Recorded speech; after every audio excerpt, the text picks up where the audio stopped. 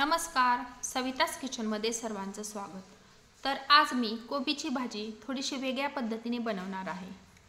तर ती बनवण्यासाठी सर्वप्रथम मी इथे कोबी स्वच्छ धुवून कट करून घेतलेला आहे।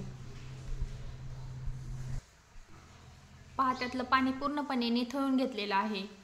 आता कोबीची भाजी बनवण्यासाठी मी गॅसवर कढई गरम करून घेत आहे। गरम केलेल्या कढईमध्ये इथे मी 2 चमचे तेल गरम करण्यासाठी टाकलेला आहे।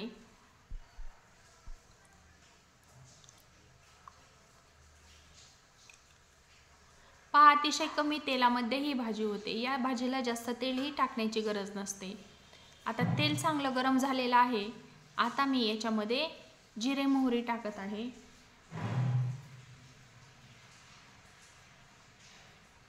जिरे आणि मोहरी चांगली तडतडल्यानंतर आता बारीक सोलून घेतलेला आणि कट करून घेतलेला लसूण आपल्याला याच्यामध्ये टाकायचा आहे।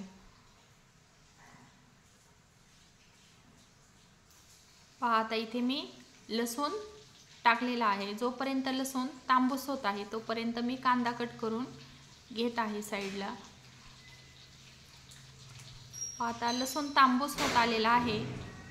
आता आपण याच्यामध्ये कट केलेला कांदा टाकूया। लसूण जर छान परतला तर भाजीला छान अशी टेस्ट येते, लसणाचा खमंग असा वास येतो। पहा, तुम्ही पाहू शकता लसूण छान असा गुलाबीसर झालेला आहे।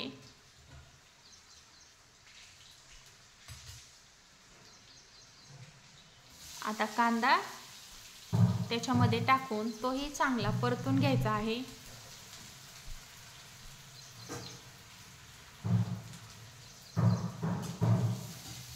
कांदा चांगला परतल्यानंतर आपल्याला त्याच्यामध्ये मीठ, हळद, लाल तिखट टाकून घ्यायचं आहे।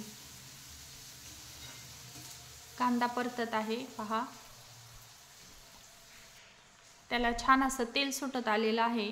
आता मीठ टाकूया, हळद,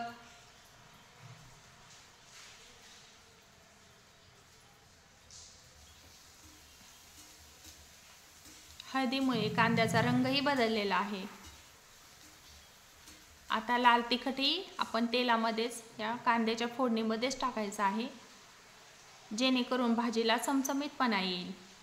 तिखट जर तेलामध्ये टाकलं तर काय होतं, त्याला अशी तरी आल्यासारखी म्हणजे थोडासा चमचमीतपणा येतो, भाजी चटपटीत दिसते।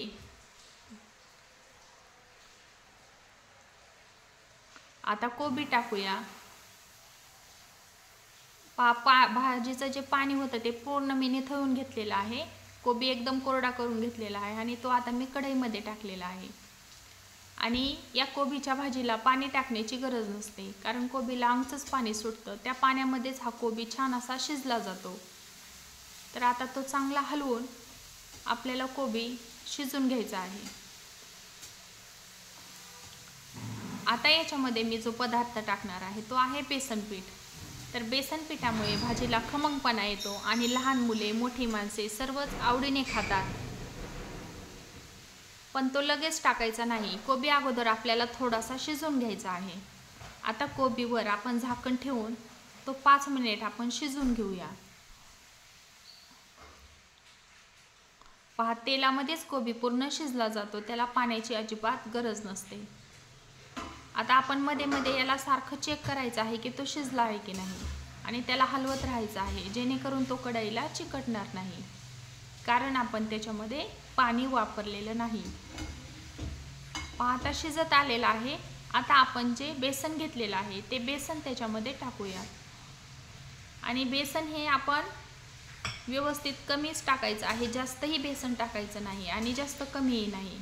जर जास्त टाकलं तर भाजी पूर्ण बिघडते, त्यामुळे जेवढं त्याच्यामध्ये मावेल तेवढंच बेसन आपल्याला टाकायचं आहे। बेसनामुळे काय होतं, बेसन भाजीचं पाणी शोषून घेतं आणि भाजी कोरडी व्हायला मदत होते। पहा, आता बेसन आणि कोबी दोन्ही आपल्याला 5 मिनिट शिजून घ्यायचं आहे। 5 मिनिटानंतर आपल्याला परत चेक करायचं आहे की कोबी आता शिजला आहे की नाही। पहा, तुम्ही पाहू शकता कोबी अजिबात कढईला चिकटलेला नाही, उलट तो आता कोरडा होत गेलेला आहे। तर बेसनामुळे काय झालेलं आहे, त्यातलं पाणी शोषून घेतलेलं आहे. तुम्ही पाहू शकता आता कोबी छान असा शिजलेला आहे. आता या शिजलेल्या कोबीला आपण 2 ते 3 चमचे शेंगदाण्याचा कूट टाकूया. तुम्हाला जर आवडत असेल तर तुम्ही टाका, जर आवडत नसेल तर तुम्ही नाही टाकलं तरी चालेल, पण या कुटामुळे त्याला छान अशी टेस्ट येते. पहा आता मी पुन्हा एकदा कोबी हलवून घेत आहे. आता शेंगदाण्याचा कूट शिजायला काही जास्त वेळ लागत नाही, कारण शेंगदाणे भाजलेलेच असतात. आता तुम्ही पाहू शकता कोबी अगदी कोरडा झालेला आहे.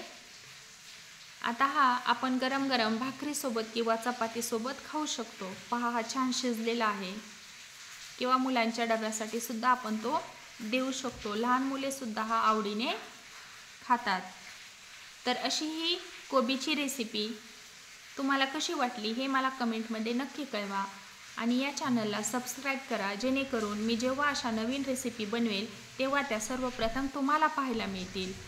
पहा अतिशय गरम गरम अशी कोबीची भाजी तयार आहे. वेळात वेळ काढून तुम्ही माझी रेसिपी पाहिल्याबद्दल धन्यवाद.